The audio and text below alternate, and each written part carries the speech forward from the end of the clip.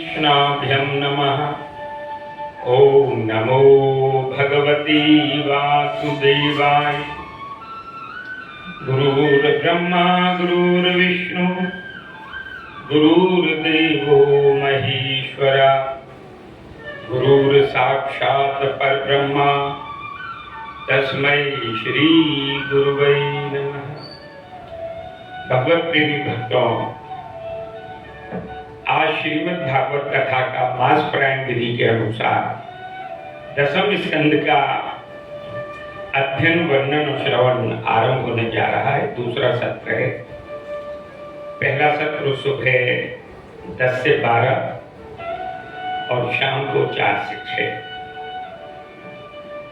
हम यहाँ पर पहले भगवान की लीलाओं का वर्णन करेंगे, उसमें छुपी हुई शिक्षा जिससे हमारा कल्याण है उसका वर्णन करेंगे। क्योंकि भगवान ने ये लीलाएं संसार में इसलिए ही की हैं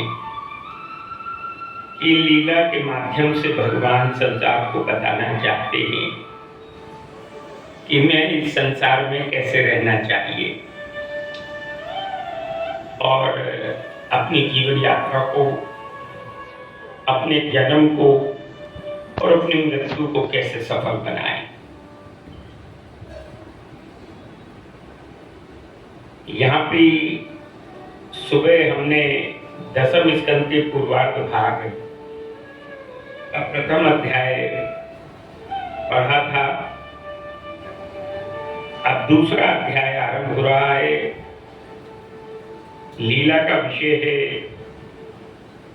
भगवान का गर्भ प्रवेश और देवताओं द्वारा गर्भ की स्तुति।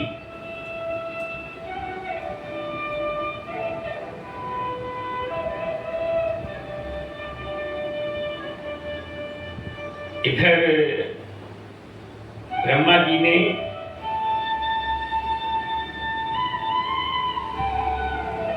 जब समस्त देवताओं को आज्ञा दी कि ब्रज क्षेत्र में कण कण में गोप ग्वालों के रूप में, वृक्ष तृणलता पता इत्यादियों के रूप में, यहाँ तक कि कंस के सेवक के रूप में भी आप सब प्रकट हो जाएं और भगवान श्री कृष्ण उनकी प्रियतमा राधा रानी की सेवा करें, उनकी लीला में सहयोग करें। तो सारा स्वर्ग खाली हो गया।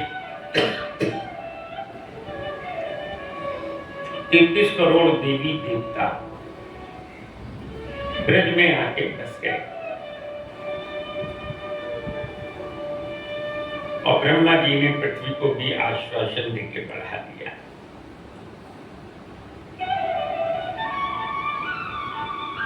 पिछले प्रथम अध्याय में आपने सुना कि किस प्रकार कंस ने देवकी के 6 अबोध बालकों की हत्या कर दी और उन्हें जेल में बंद कर दिया। इधर भाद्रपद मास चल रहा है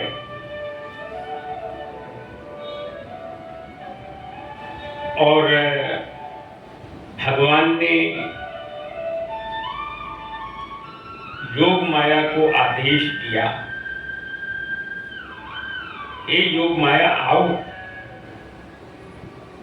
हमारा अंश जिन्हें शेष जी कहते हैं, देवकी के उदर में 7वें गर्भ के रूप में प्रवेश कर चुके हैं। अतः तुम देवकी के इस गर्भ को खींचकर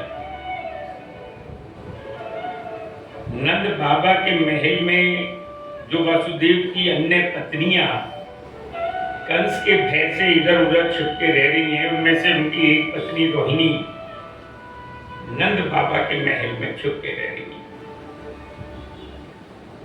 अतः तुम इस गर्भ को रोहिणी के उदर में स्थापित करो। खींचे जाने के कारण इनका नाम संकर्षण पड़ेगा।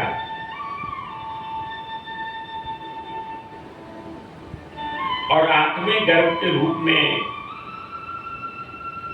मैं वसुदेव देवकी के यहाँ भाद्रपद मास कृष्ण पक्ष अष्टमी की तिथि पे प्रकट हो जाऊंगा और तुम स्वयं नंद बाबा के महल में यशोदा रानी के गर्भ से प्रकट हो जाना कन्या के रूप में। वसुदेव जी मुझे ले जाकर यशोदा मैया के पलंग पे लेटा देंगे और तुम्हें वहां से लेके वापस जेल में आ जाएंगे। इस रहस्य का किसी को पता नहीं लगेगा। मेरी लीला में सहयोग करने के कारण तुम मेरी बहन मानी जाओगी और 9 देवियों के रूप में संसार में प्रतिष्ठित होगी और जीवों को उनकी मनोकामना पूरी करने वाली होगी। लोग तुम्हारे लिए मंदिर बनाएंगे। इस प्रकार उन्होंने योग माया को आज्ञा दी। तो ये जो योग माया है, ये 9 देवियों के रूप में प्रतिष्ठित हैं और भगवान की बहन मानी जाती है। और भगवान कहते हैं जो बहन की रक्षा करता है, बहन का ध्यान रखता है, उसकी लक्ष्मी बढ़ती है। इसलिए सदैव आप भक्तों को अपनी बहन की रक्षा करनी चाहिए, उसका ध्यान रखना चाहिए। इधर योग माया ने भगवान श्री कृष्ण की आज्ञा से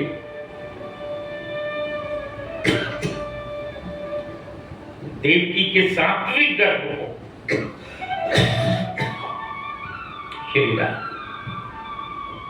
खींच कर रोहिणी के उदर में स्थापित कर दिया।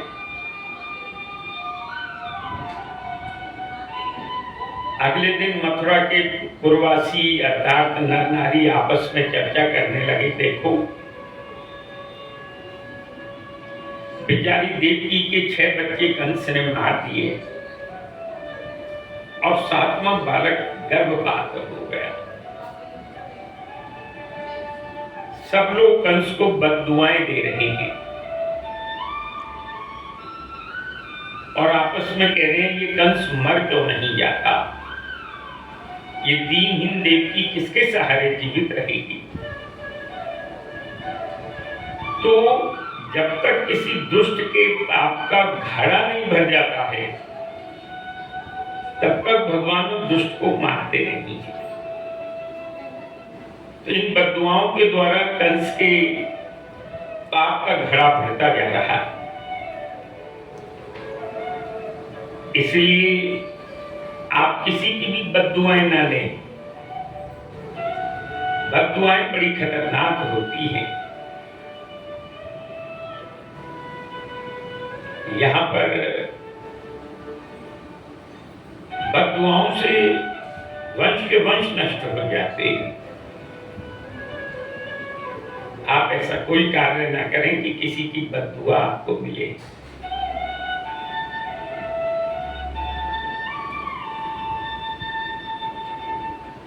इधर भाद्रपद मास चल रहा है, अष्टमी की तिथि है, अर्धरात्रि का समय है, कृष्ण पक्ष है। भगवान श्री कृष्ण ने प्रकट होने से पहले जेल में वसुदेव और देवकी को मनुष्य चतुर्भुज नारायण रूप में दर्शन दिए।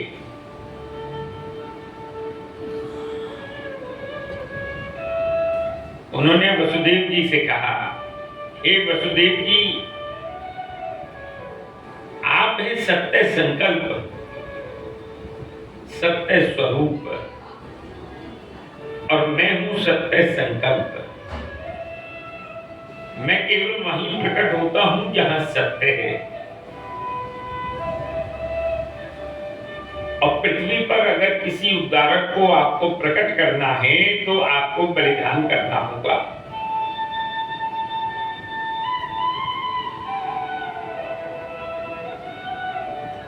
आपने जो बलिदान किया है उसी के कारण मैंने आपको चतुर्भुज रूप में दर्शन दिए हैं और मैं आपका पुत्र बनकर प्रकट होऊंगा। फिर उन्होंने देवकी जी से कहा, हे माता जी, मैंने आपको चतुर्भुज रूप में इसलिए दर्शन दिए हैं कि जब मैं आपके गर्भ से प्रकट होऊंगा तो मेरे प्रति ब्रह्म भाव और पुत्र भाव दोनों रखना। तो ब्रह्म ही पुत्र बनकर आया है, मनुष्य का पालक बन के आया है, और मनुष्य ही ब्रह्म है।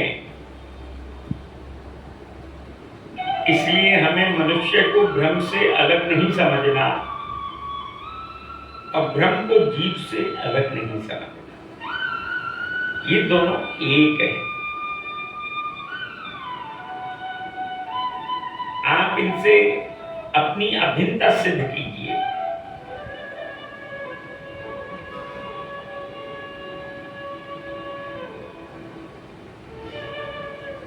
और भगवान से कह रही है देवकी जी, हे प्रभु, आप यथाशीघ्र मेरे गर्भ में प्रवेश कर जाएं। कहीं कंस आ गया तो वो आपको मार डालेगा। तब भगवान ने देवकी जी से कहा, माता जी, अब कंस मेरा, आपका या किसी का कुछ भी नहीं बिगाड़ सकता। आप निश्चिंत रहें, निर्भय रहें। और उस दूसरे ही क्षण भगवान देवकी के गर्भ में मनुष्य का बालक बनकर प्रवेश कर गए, गर्भ में प्रवेश कर गए। जैसे ही भगवान ने गर्भ में प्रवेश किया तो गर्भ में प्रवेश करते ही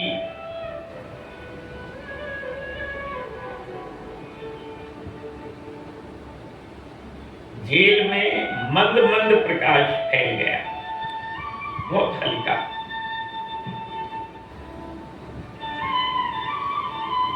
देवकी की तो कोई शोभा नहीं हुई। जैसे बंद घड़े में दीपक का प्रकाश बाहर नहीं निकलता, इसी प्रकार देवकी की कोई शोभा नहीं। लेकिन भगवान सूर्य नारायण हैं, और सूर्य अगर गर्भ में प्रवेश करेगा तो उसे कैसे छुपाया जाए। ना चाहते हुए भी जेल में मंद मंद प्रकाश करे।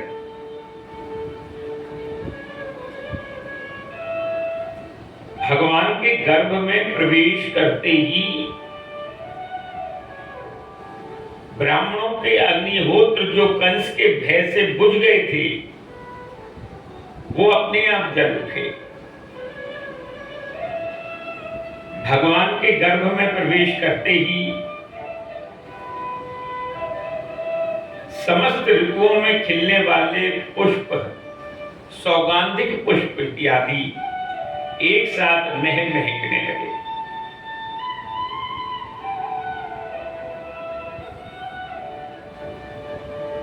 और जो सूर्य की रोशनी से कमल खिलते हैं वो रात्रि में चंद्रमा की चांदनी से खिल उठे, क्योंकि भगवान श्री कृष्ण के आगे चंद्र लगता है। श्री कृष्ण चंद्र, और सूर्य ही चंद्र है, चंद्र ही सूर्य है।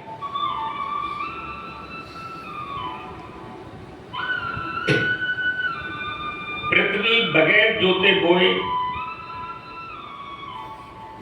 अंधन देने लगे। हीरों की खाने मंगलमय हो गई। दशों दिशाएं अपने आप स्वच्छ हो गई और मन आनंद से भर गया। अभी तो भगवान गर्भ में आए हैं, बाहर भी नहीं आए हैं। तो जब हमारे हृदय में हमारा मन आनंद से भर जाए तो समझ लो हमारे आसपास कहीं भगवान मौजूद है, क्योंकि उनके बगैर ये मन आनंद से भर ही नहीं सकता। किसी भी साधन से ये मन आनंदित नहीं हो सकता। भगवान मन स्वरूप है हर जीव के भीतर। कभी कभी आप देखते होंगे जब दो जीव आपस में पहली बार मिलते हैं तो किसी जीव को देखकर पहली बार में ही मन प्रसन्नता से भर जाता है। हाय कितना अच्छा बालक है, कितना अच्छा जीव है, उसका सुंदर स्वभाव, उसका सुंदर व्यवहार, अच्छे कर्मों से हमें अनुभव हो जाता है कि ये जीव भगवत परायण है। इसके हृदय में भागवत का निवास है। भागवत के निवास किए बगैर किसी भी जीव का मन प्रसन्न नहीं हो सकता, शांत नहीं हो सकता, आनंदित नहीं हो सकता। आज जैसे जन्माष्टमी है,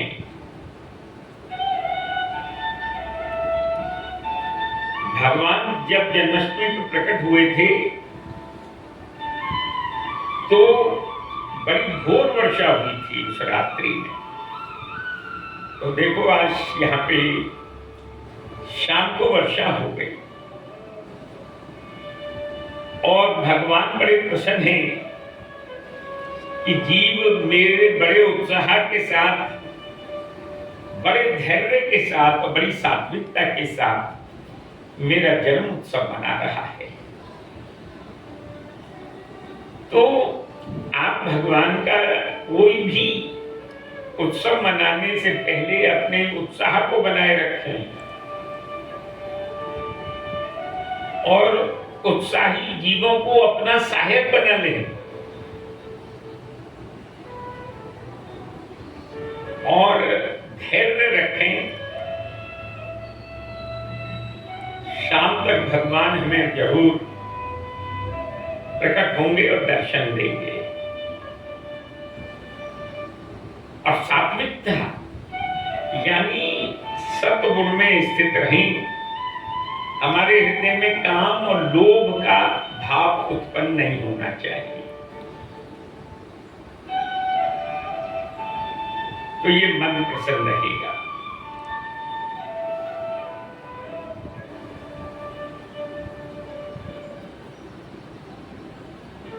यहाँ पे आज कृष्ण जन्माष्टमी है, लेकिन जन्माष्टमी का दिन आने से पहले ही हमारे मन में एक उत्साह भर गया कि हम अपने प्रभु का जन्म उत्सव ऐसे मनाएंगे जैसे हम अपने अपने बालकों का उत्सव मनाते हैं। कोई अपने बालकों के जन्म उत्सव के दिन कीर्तन करता है, कोई जागरण करता है, कोई सब भक्तों को घर पे मिला के खान पान करता है। इसी प्रकार से हमें भगवान का जन्म उत्सव मनाना चाहिए। भगवान को उत्सव रूपी जीवन बहुत प्रिय है। जीव ये मैं हूं, ये मेरा है, इस चक्कर में अपनी सारी जीवन यात्रा यूं ही व्यर्थ कर देता है। छोटी छोटी बातों पे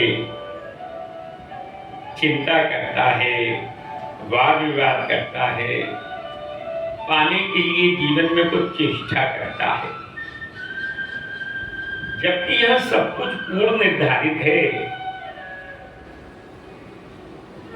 आपको संसार की समस्त वस्तुएं जो आपके प्रारब्ध में लिखी हैं,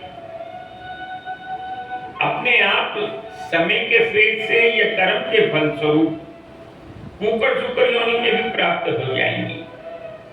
लेकिन ये जीवन इन चीजों को प्राप्त करने के लिए नहीं है। ये तो आई जाएंगी प्रभु।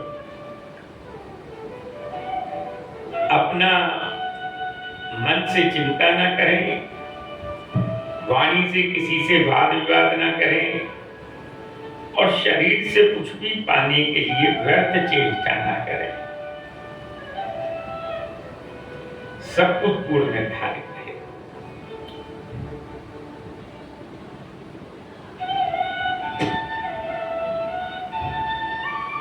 यहां पर भगवान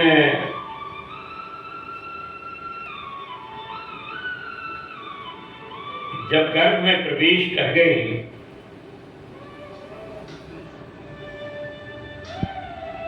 तो कंस के दुष्ट अनुयायियों ने देखा कि जेल में मंद मंद प्रकाश फैल गया है। तो वो समझ गए, हो ना हो अब की बार महाराज कंस के मारने वाला ही गर्भ में आ चुका है।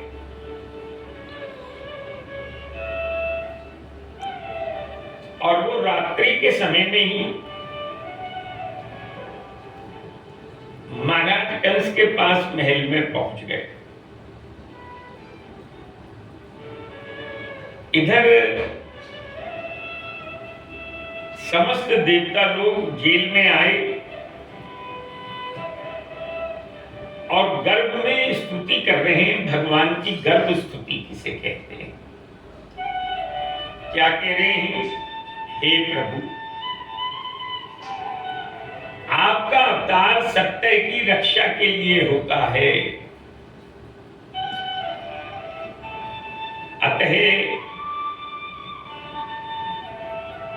आप अति शीघ्र बाहर आए और सत्य की रक्षा करें। आपकी प्राप्ति का एक मार्ग केवल सत्य है, सत्य है, सत्य है। इसलिए हमें अपने जीवन में सत्य का आश्रय लेना होगा।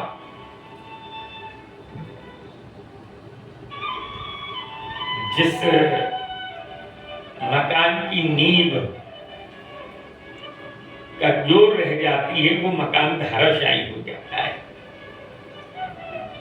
जिस प्रकार जीवन का आधार असत्य होता है वो जीवन भी जल्दी लुढ़क जाता है, लेकिन जिस जीवन का आधार सत्य होता है वो अंत क्षण तक बना रहता है। ये आश्रय तत्व हैं भगवान श्री कृष्ण समस्त जीवों के। इसलिए आप जीवन में सत्य स्वरूप बने तो भगवान आपके यहां भी आ जाएंगे पुत्र बनकर। और भगवान प्रेम अवतार है, तो हमें जीवों के प्रति आपस में प्रेम का भाव रखना है, भेद नहीं करना। जो मैं हूं वो आप हैं, जो आप हैं वही मैं। फूट पड़ने पे लोगों में आपस में मिलान कराना है। तो भगवान को प्रेम भाव प्रिय है और कोई भाव प्रिय नहीं है। और हमारे को बुद्धि तो भगवान के चरणों में लगा दो। बुद्धि और बिन सत्संग विवेक ना होए, और प्रभु कृपा बिन सत्संग ना हो। जिसका हृदय शुद्ध और सरल होता है उसको ही सत्संग की प्राप्ति होती है। तो आपका हृदय शुद्ध और सरल है, इसलिए हमें आज यहां भागवत सत्संग की प्राप्ति हुई। हम बुद्धि नहीं लगाते हैं भैया, हम पे बुद्धि है ही ना, तो कहां से लगाएं? हम तो भाव के सागर में डूबे रहते हैं। वर्तमान में रहते हैं। इस क्षण का सत्य सिर्फ इतना है कि हम कथा सुना रहे हैं और आप कथा सुन रहे हैं। पीछे क्या हुआ उसे भूल जाओ, आगे क्या होगा उसको चिंता मत करो। वर्तमान चल रहा है, बस इस क्षण का सत्य ये है।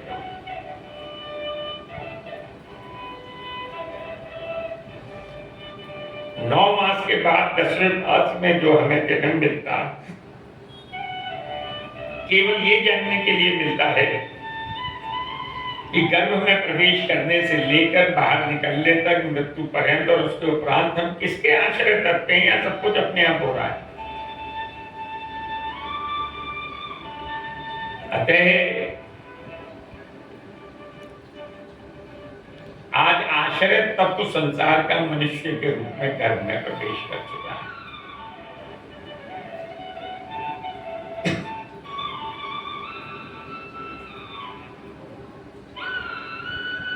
ये जो मन है ना हमारा, हर जीव का मन, ये किसी भी साधन से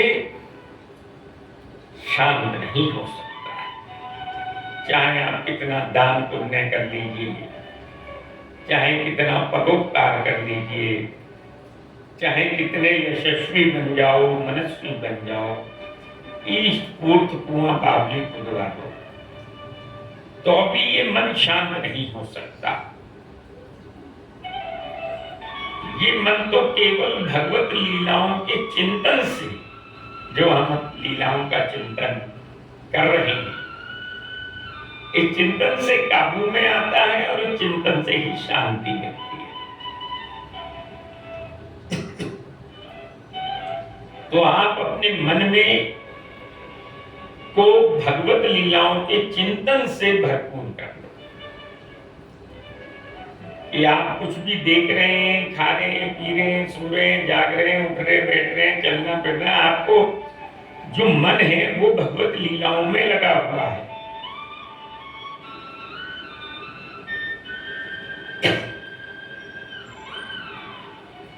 तो घर में देवताओं ने स्तुति की और जब कंस के अनुयायी अर्धरात्रि के समय में कंस के महल में पहुंचे तो उन्होंने महाराज कंस से कहा, महाराज कंस, लगता है अब की बार आपके प्राणों का ग्राहक आ गया है। तो कंस एकदम भय में आ गया है। तो यहाँ क्या शब्द इस्तेमाल किया है दुष्ट अनुयायियों ने कंस के सेवा, आपका प्राणों का ग्राहक। भगवान भी आपकी हमारी तरह कस्टमर हैं, ग्राहक हैं, लेकिन वो खरीदते हैं बस प्राण, और प्राण कौन बेचे? कोई ना बेचे। तो इसलिए वो घबरा गए। तो रात के समय में ही कंस के मन में देवकी को मारने का जो भाव था वो गायब हो गया।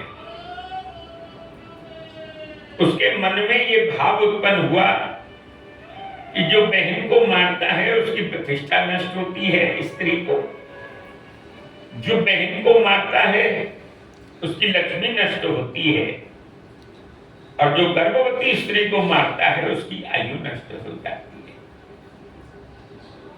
कहां भागेंगे? मैंने 7 जेलों के भीतर तालों और हथकड़ियों बेड़ियों से उन्हें जकड़ के रखा है। सुबह होने दो, तब मैं उस बालक को मारूंगा, नहीं तो पीठ पीछे लोग मेरी बड़ी बुराई करेंगे। और रात के समय में ही महाराज कंस के मन से देवकी को मारने का जो विचार था, जो भाव था, वो गायब हो गया।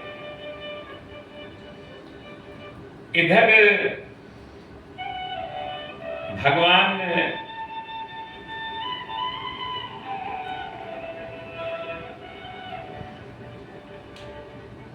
मथुरा में आकाश में तारे निर्मल हैं और चमक रहे हैं।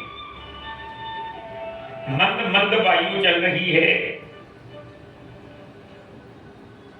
और तुलसी की मंजरी को सुवासित करते हुए बह रही है। और जब वो नाच छिद्र से हृदय में प्रवेश करती है, वो सुगंध, तो ऐसा लगता है मानो हम वैकुंठ में आ गए हैं। तो वैकुंठ की पहचान तुलसी से है।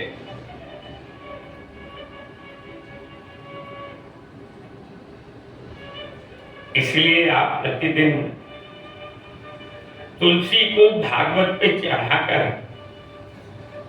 अपनी नाक छिद्रा में उसका सुगंध का सेवन करें, तो आपको ऐसा लगेगा मानो हम जीवित ही वैकुंठ धाम आ गए।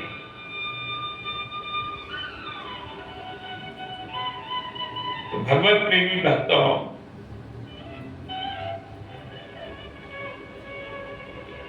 अभी मथुरा के ऊपर बादल नहीं आए हैं,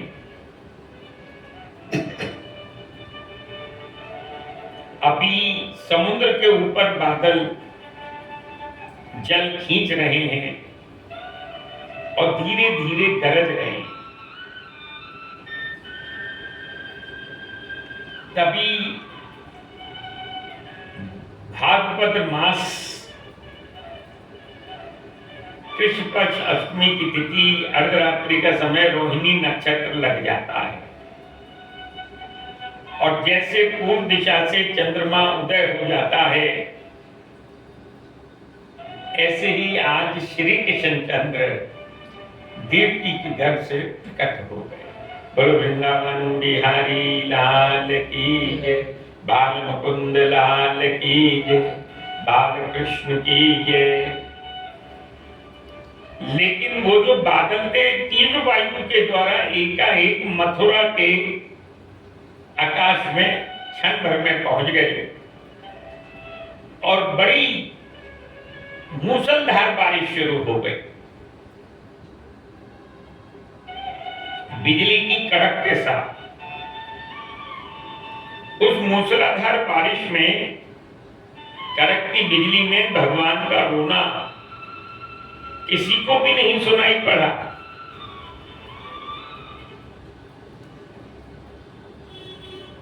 अभी भगवान प्रकट हुए, जन्म नहीं हुआ। प्रकट और जन्म में क्या अंतर है? प्रकट का मतलब है अभी संसार को मालूम नहीं है कि भगवान प्रकट हो चुके हैं। वो तो अगले दिन नंदगांव में जब प्रातःकाल होगी गोकुल में, तब लोगों को पता लगेगा कि नंद बाबा के यहाँ बालक ने जन्म लिया है, तब पता लगेगा।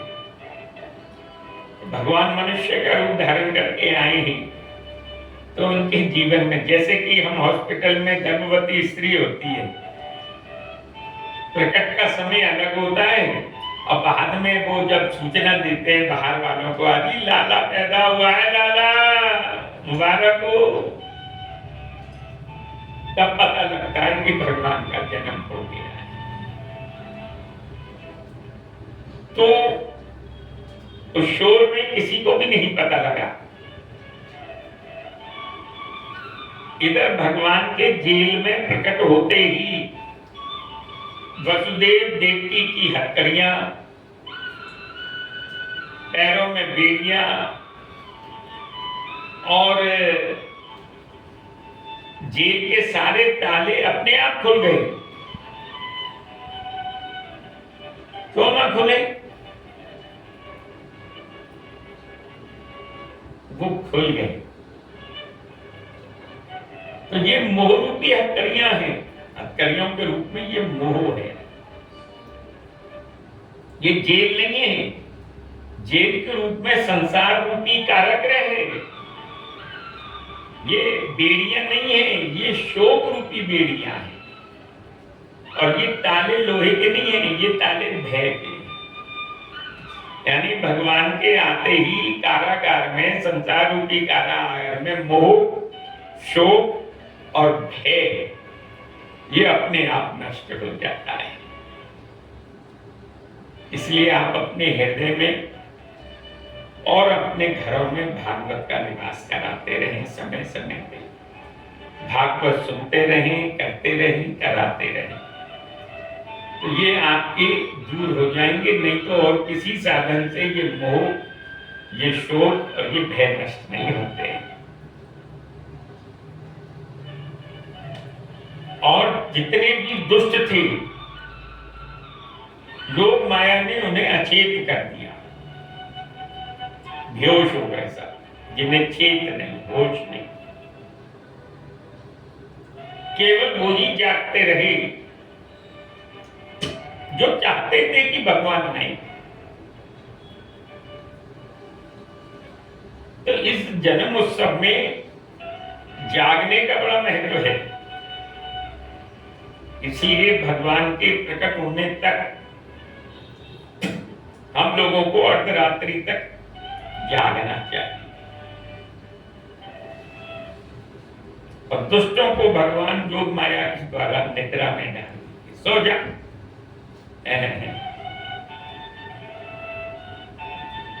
तो भैया आप सब लोग आज जागे 12 बजे तक, उसके बाद ही कुछ पारण करें, भगवान को भोग लगा के स्वयं, और भगवान का जन्म उत्सव मनाएं।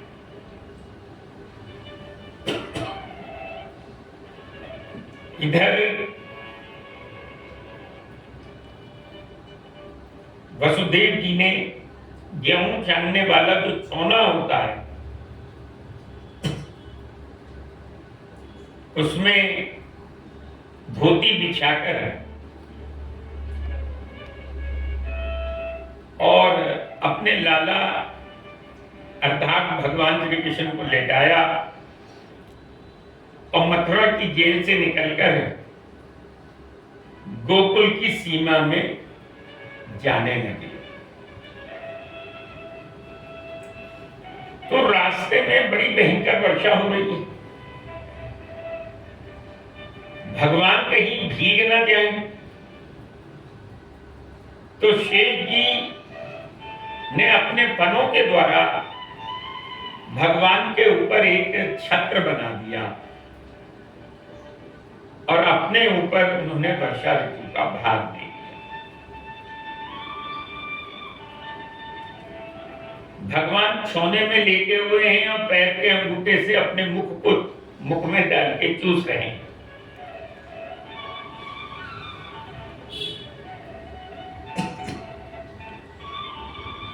बड़ी प्यारी छवि है, सुंदर छवि है।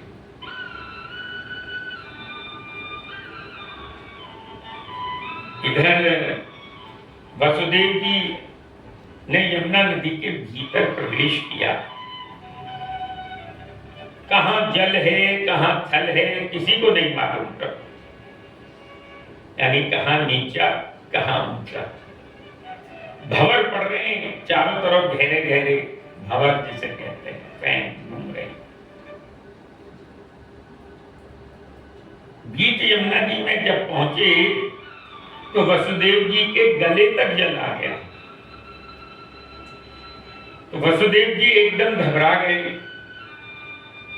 कहीं मेरा लाला ना डूब जाए। उन्हें अपने डूबने की चिंता नहीं है,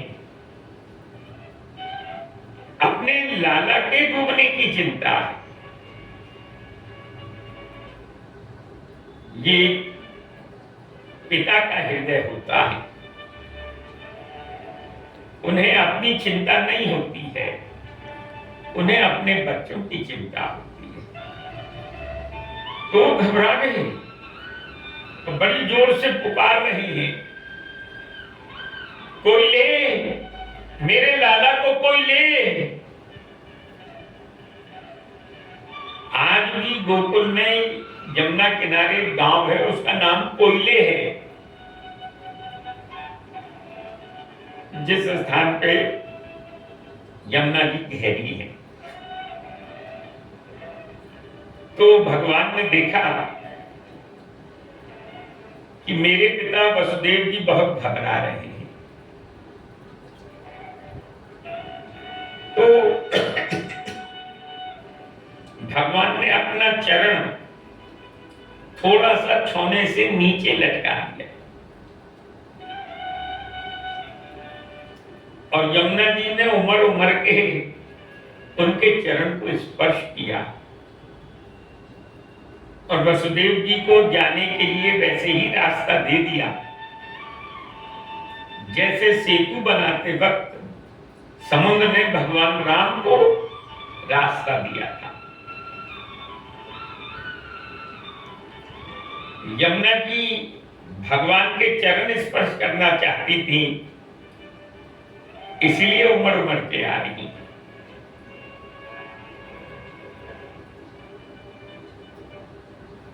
संसार में भगवान के चरणों से ही हर किसी को पवित्रता प्राप्त है।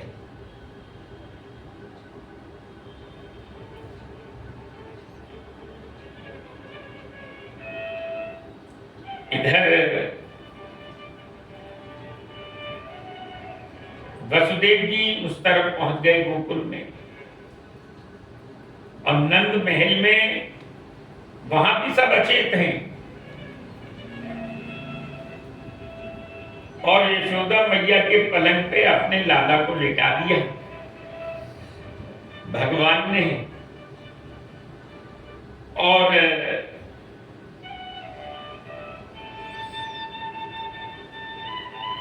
योग माया कन्या को उठाकर अपने छौने में रख के वापस जेल में आ गए।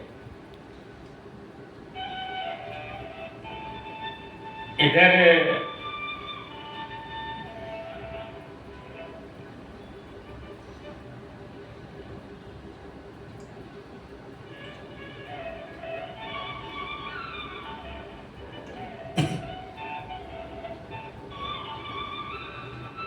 इस रहस्य का किसी को भी पता नहीं लगा।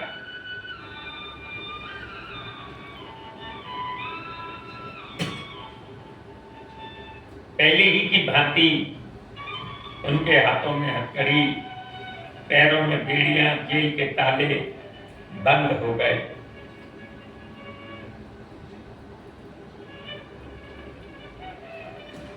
इधर अगले दिन प्रातःकाल जब कंस को पता लगा कि देवकी ने आज भी संतान पैदा कर दी है, तो वो दौड़ा दौड़ा जेल के भीतर आया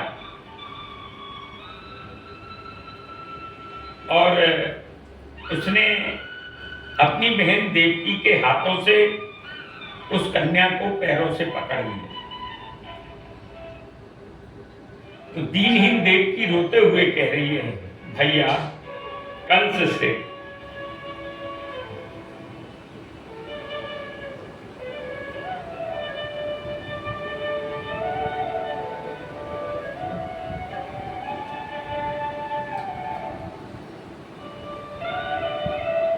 ये आपकी भांजी है, पुत्र वधू के समान है, इसे छोड़ दीजिए।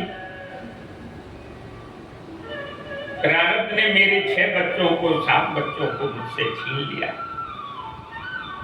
मैं तो केवल इसी के सहारे जी लूंगी। और आकाशवाणी ने तो लड़का कहा था, लेकिन ये तो लड़की है, कन्या है, आप इसे न मारे। लेकिन कंस के हृदय से दया पूछ कर चुकी है। तो कंस ने उस अपनी नन्ही भांजी के कन्या के पैरों को पकड़कर चट्टान पे देकर मारने के लिए आकाश में उछाल दिया, लेकिन वो कोई साधारण कन्या तो थी नहीं, वो योग माया थी और आकाश में अष्टभुजाधारी रूप में देवी के रूप में प्रकट हो गई और बोली, अरे वो दुष्ट कंस, इन बच्चों को मारना बंद कर, देख तेरे मारने वाला कहीं पैदा हो चुका है। और ये कह के वो देवी जो कन्या अंतर्धान हो गई। तो कंस झट वसुदेव देवी के चरणों में गिर गया और उन्हें मना रहा है, बहन मैंने तो अपनी आंखों से देख लिया, मनुष्य ही झूठ नहीं बोलता, विधाता भी झूठ बोलता है। कहा था लड़का होगा, ये तो लड़की हो गई। बहन तेरे उन बच्चों को अपने प्रारब्ध कर्मों का फल भोगना पड़ा है। हर जीव अपने प्राणों के पोषण के लिए जीता है। तो यहां कंस की परिभाषा निकल के आ रही है। कंस उसे नहीं कहते हैं जो दुष्ट है, जो अपने प्राणों के पोषण के लिए अपनों को भी मार डालता है और संसार को मृत्यु का भय दिखाता है, उसे कंस कहते हैं। मुझे क्षमा कर दे बहन। वसुदेव देवकी को लगा कि कंस को वास्तव में प्रायश्चित हो रहा है और उन्होंने कंस को क्षमा कर दिया और कंस ने वसुदेव देवकी को जेल से छोड़ दिया।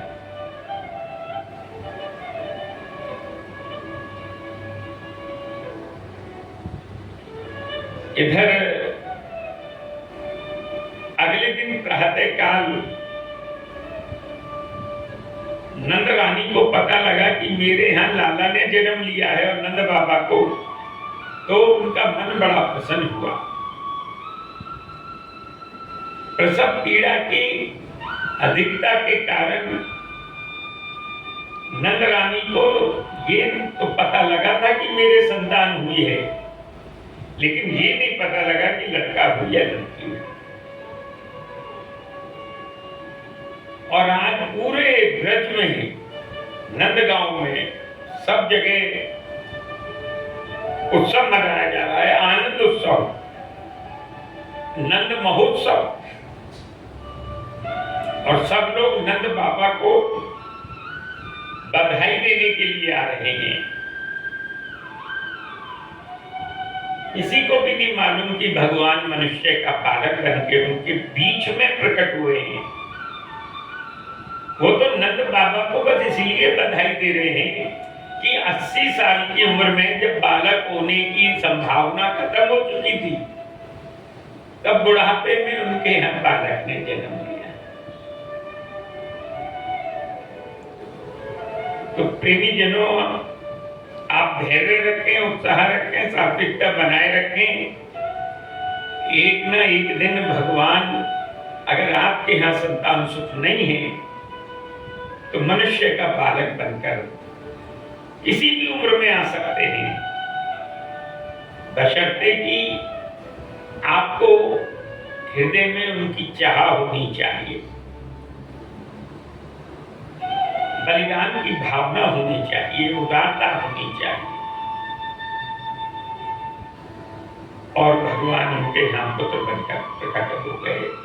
यहाँ कहा जाएगा भगवान का जन्म हुआ है, लेकिन उत्सव के आगे लिखा जा रहा है नंद महोत्सव, आनंद उत्सव है। भगवान नंद बाबा के यहाँ, यशोदा मैया के यहाँ लाला के रूप में आनंद प्रकट हुआ है। बोलो सच्चिदानंद भगवान श्री कृष्ण की जय हो। तो यहाँ हम अब आनंद उत्सव मनाएंगे। भगवान के प्रकट होने का समय तो रात्रि 12 बजे है, लेकिन हम कुछ बधाइयां यहाँ पे गाएंगे, सुनेंगे और ये बधाइयां हमारे मन को आनंद देंगी, प्रसन्नता देंगी। बोलो वृंदावन बिहारी लाल की जय।